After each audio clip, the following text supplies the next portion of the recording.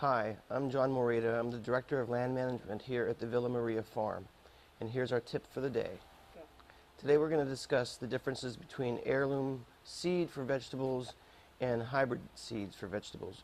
We here at the Villa Maria Farm have been utilizing heirloom seeds increasingly over the last half decade for a number of reasons. We find that it's better taste and it's highly nutritious in comparison to hybrid products. Hybrid products, if you try to save the seed, you're going to get the constituent parts. You will not get the same fruit the next year.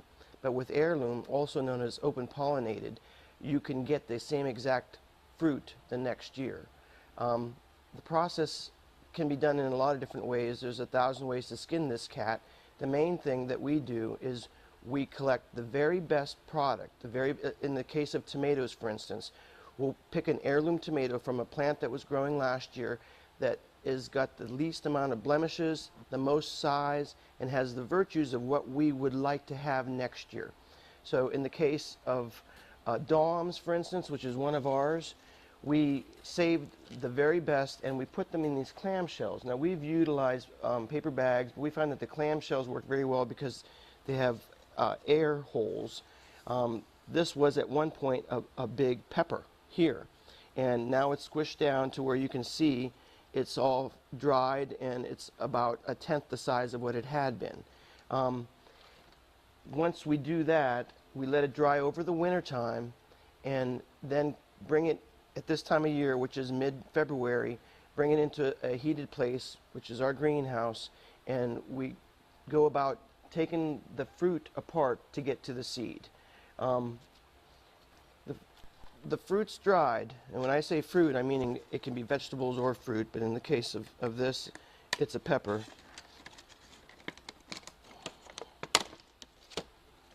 And here's the remains. It's like a dried husk. We break that apart, and inside here is going to be seed. All through here is seed. What we'll do is we'll collect them, and this is ones that were just done. Put them out on a tray, dry them, tag them, continually tag them because it's easy to not know what it is.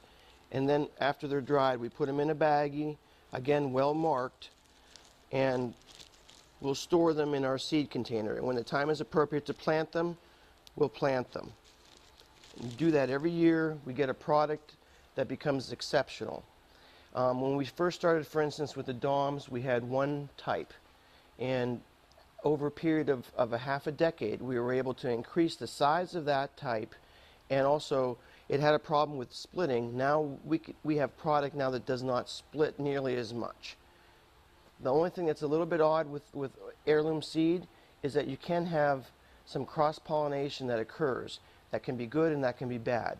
In the case of the Doms, we did have some cross-pollination, but that increased the size so that it actually is a good thing. Now we have what started out as a sauce pepper, or a sauce tomato, has now become both a saucing and a slicing tomato because of the size. They can be used in sandwiches like you would use a typical tomato you would find in a supermarket, or you could sauce them because they have that sweetness, that consistency that's good for saucing.